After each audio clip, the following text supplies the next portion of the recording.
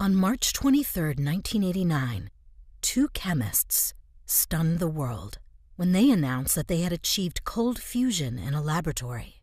Martin Fleischmann, one of Britain's leading electrochemists, and his colleague Stanley Pons, then chairman of the University of Utah's chemistry department, reported that they were able to create a nuclear reaction at room temperature in a test tube. Since then, cold fusion has been replicated in hundreds of experiments in dozens of major laboratories, all reporting similar results under similar conditions. But what is cold fusion, and how do we know it is real? Cold fusion is a nuclear reaction that generates heat without burning chemical fuel.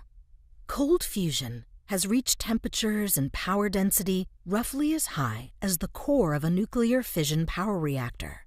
Unlike most other nuclear reactions, it does not produce dangerous penetrating radiation because it consumes hydrogen in a nuclear process rather than a chemical process. The hydrogen generates millions of times more energy than the best chemical fuels such as gasoline and paraffin. Hydrogen fuel is virtually free, and cold fusion devices are small, relatively simple and inexpensive. They are self-contained, about the size, shape, and cost of a NiCad battery. They are nothing like gigantic nuclear power reactors, so the cost of the energy with cold fusion would be low. If researchers can learn to control cold fusion and make it occur on demand, it might become a practical source of energy, providing inexhaustible energy for billions of years. It would also eliminate the threat of global warming because it does not produce carbon dioxide. Most cold fusion reactors produce low heat, less than a watt, but a few have been much hotter. Here are 124 tests from various laboratories, grouped from high power to low. Only a few produced high power. Most produce less than 20 watts. In 1996, at Toyota's IMRA research lab in Europe, a series of reactors produced 30 to 100 watts, which was easy to detect. They continued to produce heat for weeks, far longer than any chemical device could. The core of the Toyota reactor was about the size of a birthday cake candle. A candle burning at 100 watts uses up all of the fuel in 7 minutes, whereas one of the Toyota devices ran at 100 watts continuously for 30 days. That's thousands of times longer than the candle. It produced thousands of times more energy than the best chemical fuel.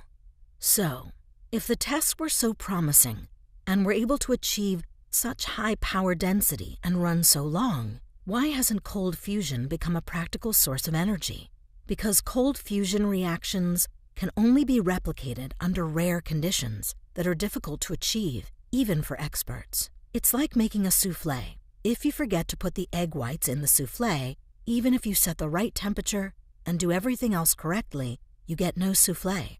But when the right conditions are achieved, the reaction always turns on. SRI International and the Italian Agency for New Technology were able to get all of the critical factors just right and achieve the cold fusion reaction in several tests. It is not difficult for an expert to reach a ratio of hydrogen atoms to palladium atoms of about 60%. This takes a few days, but it isn't high enough to trigger a cold fusion effect. You have to go higher, and the higher you go, the harder it gets. But with the right kind of metal and good techniques, the amount of hydrogen in the metal gradually rises. When it reaches 90 atoms and other conditions are met, bingo, the cold fusion reaction turns on. This graph shows an exponential increase in power when the ratio of hydrogen atoms to palladium atoms exceeded 90%. A Toyota lab also saw the exponential increase above 90%. Hundreds of other researchers have seen the same effect. Another factor that makes the cold fusion effect turn on is electrical current density. The higher it gets, the more intense the cold fusion reaction becomes. When there is a reaction, that is. If there is no reaction in the first place because, for example, the ratio of hydrogen to palladium doesn't get above 90%, raising the current does no good. We've learned a lot since the Fleischmann and Pons announcement in 1989, and we know what now must be done. But knowing how to do something doesn't make it easy. We have to learn more. With enough research, scientists may learn to control cold fusion and make it safe, reliable, and cost-effective. But it's going to take thousands of hours of research and millions of dollars of high-precision equipment.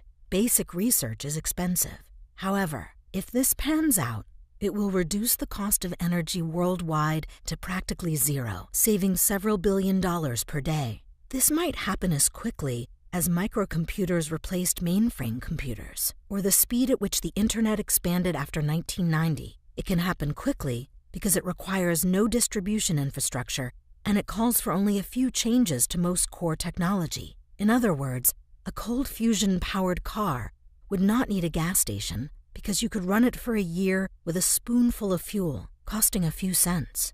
But that is information for another video, another day. To learn more about the potentially groundbreaking research surrounding cold fusion, please visit lenr.org. Thank you.